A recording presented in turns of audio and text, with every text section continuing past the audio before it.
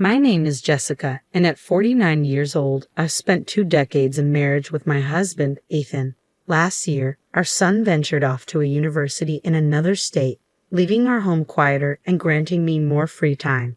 However, to support our son financially, I took up a part-time job, a shift from my previous role as a stay-at-home mom. Initially, this transition posed its challenges, but lately I've found a sense of fulfillment as my contributions at work have been acknowledged and valued. Excitedly, I shared news of a modest raise with Ethan one evening, basking in the recognition of my efforts. But the mood shifted abruptly when Ethan, seemingly detached, dropped a bombshell. "So, you're saying you can live on your own now?" Confusion clouded my mind as I tried to comprehend his words. Then, with a smirk on his face, he disclosed that he had found a new girlfriend and saw no need for our marriage anymore. Stunned and shaken, I couldn't process the suddenness of his declaration. "What do you mean?" I stammered, the ground feeling unsteady beneath me. His callousness cut deep as he dismissed our marriage with ease, instructing me to procure divorce papers the next day.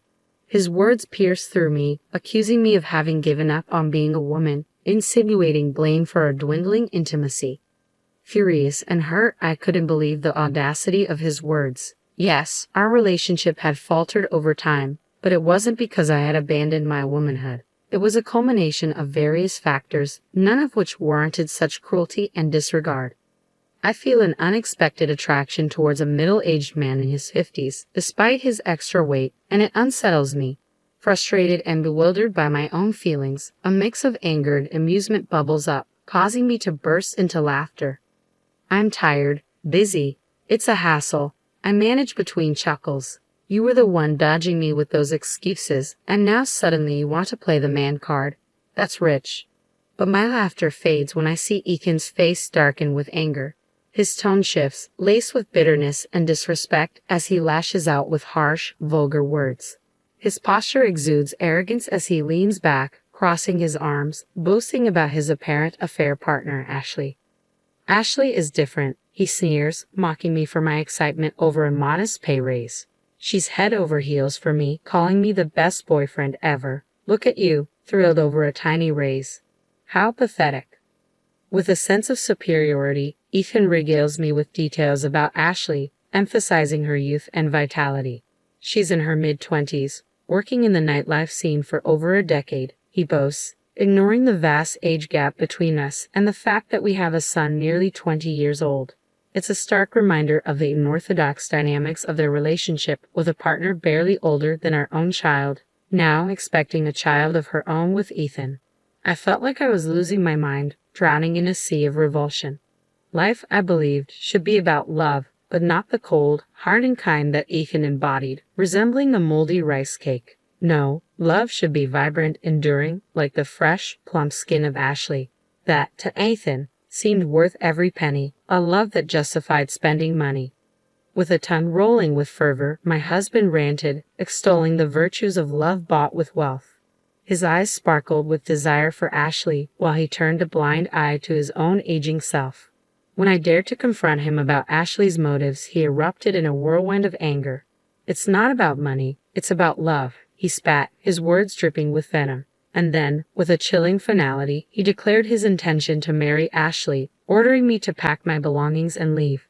His callousness stunned me into silence, leaving me speechless and incredulous. Yet, amidst the chaos, a realization dawned upon me. The last time Ethan had uttered the word love to me felt like eons ago. I couldn't help but find the situation absurd, for I knew, with time, Ethan's fervor for Ashley would wane, just as his affection for me had dwindled. In the end, his venomous words would find a new target, directed at Ashley herself.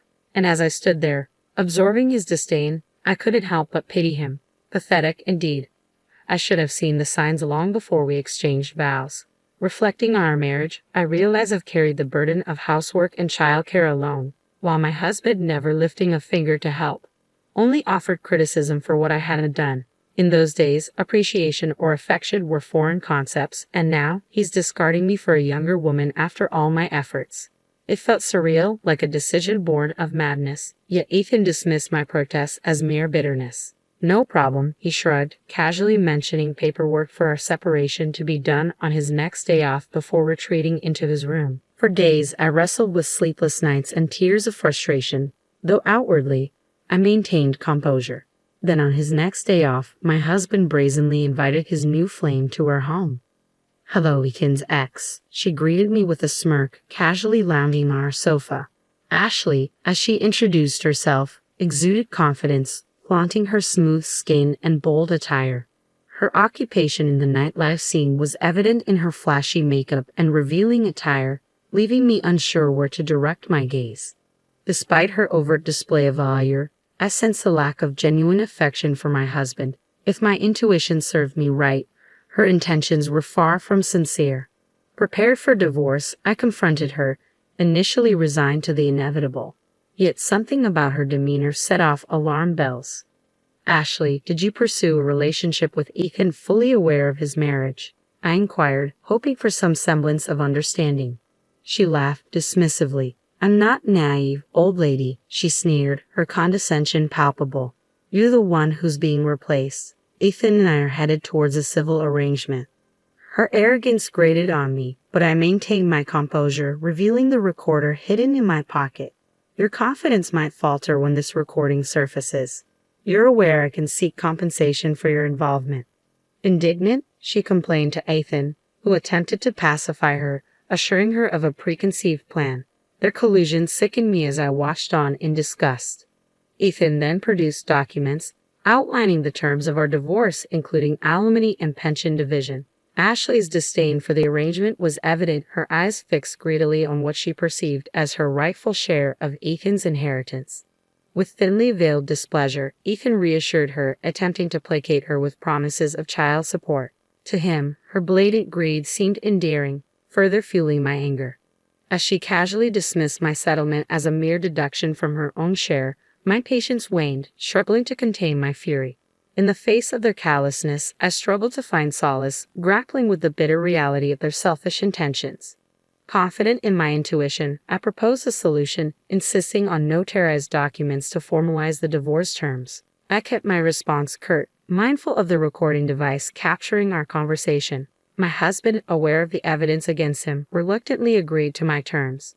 "Are you satisfied now?" my husband's new companion interjected, visibly impatient. "Make sure you're gone by the end of the month," she demanded, clearly eager to take over my role in our home.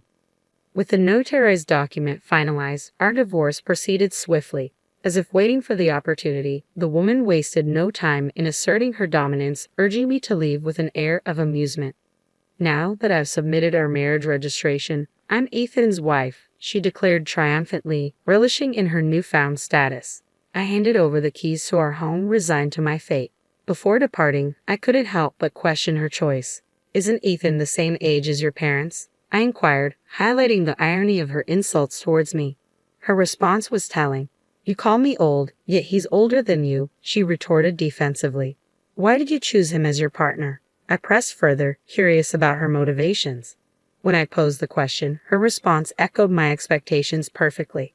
"Ethan is a division manager at a top-tier company," she began, her eyes glimmering with anticipation. "This house, recently renovated and conveniently located near the station, will be transformed to my liking." She drifted into a daydream, envisioning a life where Ethan would cater to her every whim. "He might not be the most attractive or youthful," she conceded, "but he's promised to fulfill all my desires. With him, my future feels secure." Her smirk, laden with satisfaction, seemed almost mocking. With a resigned sigh, I departed from the home where I'd spent countless years. Settling into a dormitory at a university, I embraced a new role as a live-in dormitory mother, a rare opportunity these days. Prior to this, I had juggled part-time work at a company cafeteria, but now, thanks to the support of my understanding boss, I found solace in this fresh start. Grateful for the chance to embark on a new chapter, I reveled in the comfort of my modest accommodation.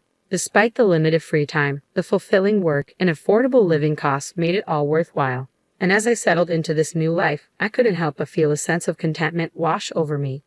I received an unexpected call from my ex-husband, stirring up emotions I thought I had left behind. "Mom is in bad shape. Can you help with her care?" he pleaded, as if we were still entwined in each other's lives.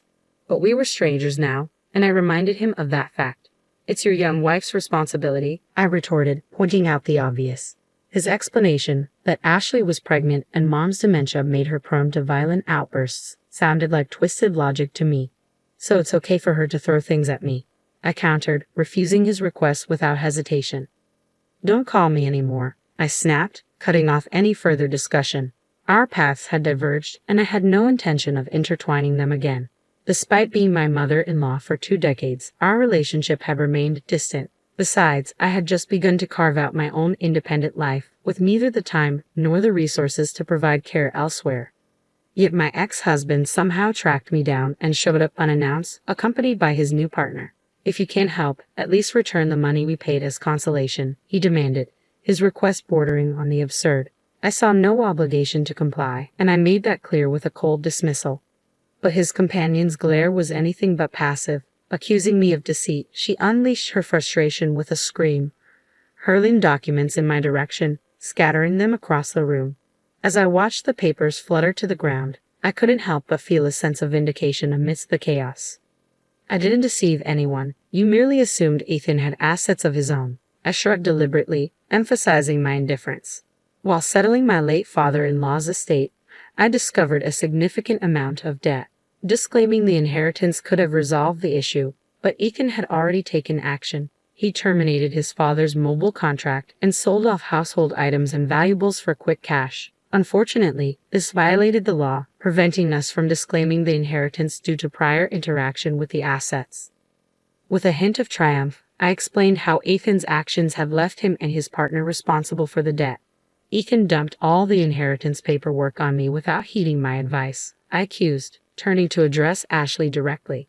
Did you use that money to further your relationship with him? I demanded, frustrated by their disregard for the consequences. Ethan argued, claiming I should have informed him sooner. But that's precisely what I had been trying to convey. Their failure to listen and take responsibility together only exacerbated the situation.